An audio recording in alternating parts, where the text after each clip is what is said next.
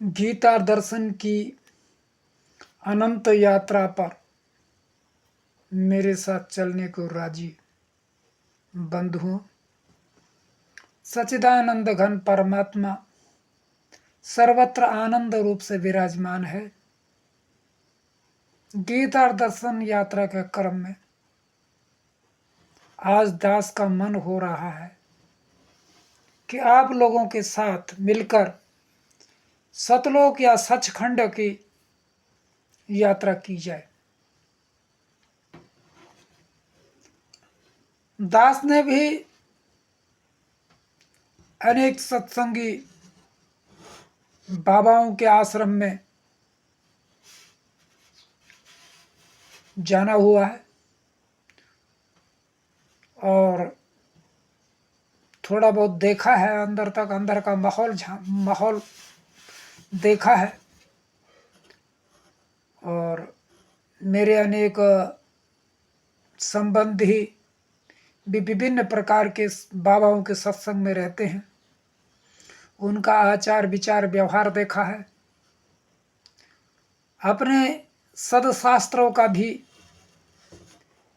यथा उपलब्ध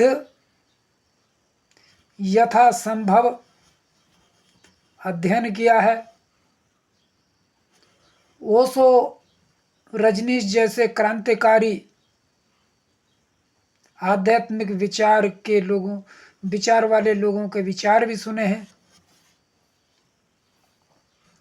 और लगातार चिंतन मनन पे लगा हुआ है। तो प्यारे बंधुओं,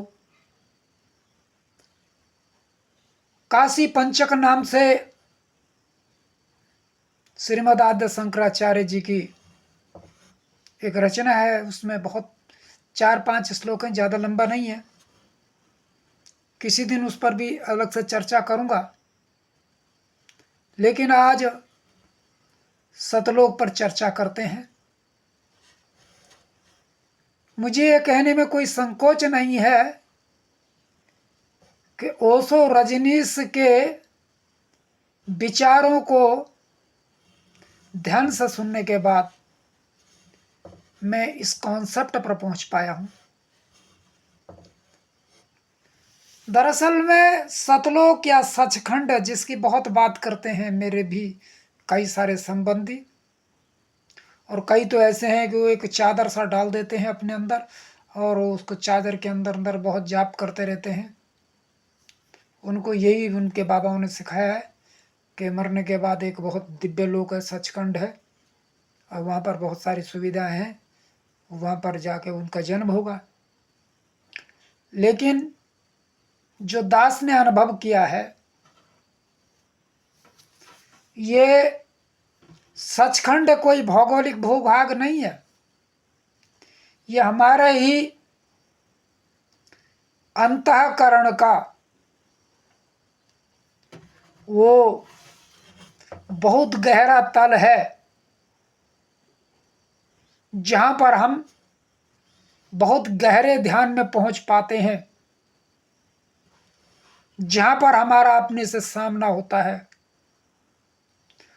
और जब हमारा अपने से सामना होता है तो हमें अपना विभत्स चेहरा दिखाई देता है, अपने पता चलता है कि हम कितने अपराध करते जा रहे हैं,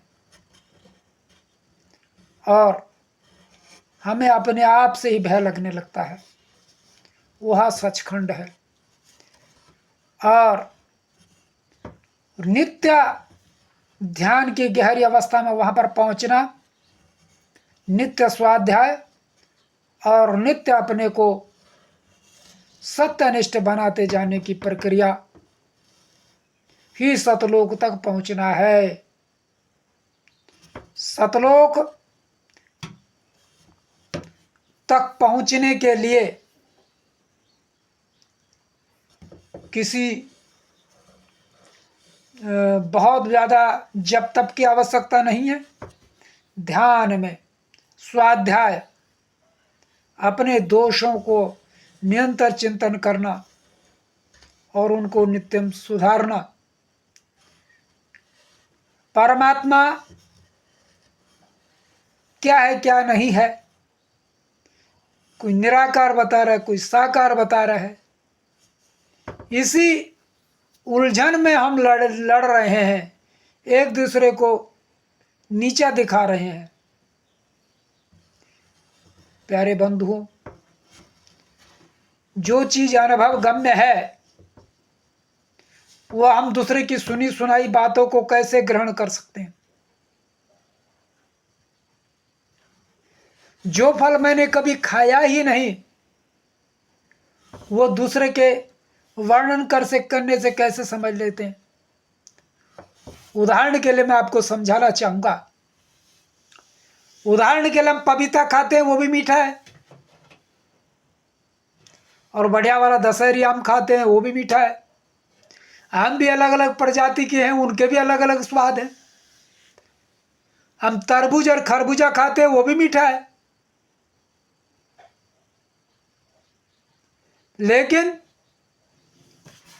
तरबूजा जैसे स्वाद तो तभी पता चलेगा जब हम उसे खाएंगे। मीठा गुड़ भी है, मीठा आम भी है, तो क्या आम और गुड़ का स्वाद एक जैसा है? नहीं है। इसी प्रकार कुछ चीजें अनुभव गम्य है, वो हमें किसी के सिखाए से, किसी के बताए से नहीं सीखी जा सकती। और जिस प्रकार विज्ञान कह रहा है वही बातें दास ने आद्य शंकराचार्य जी की अनेक रचनाएं पढ़ी,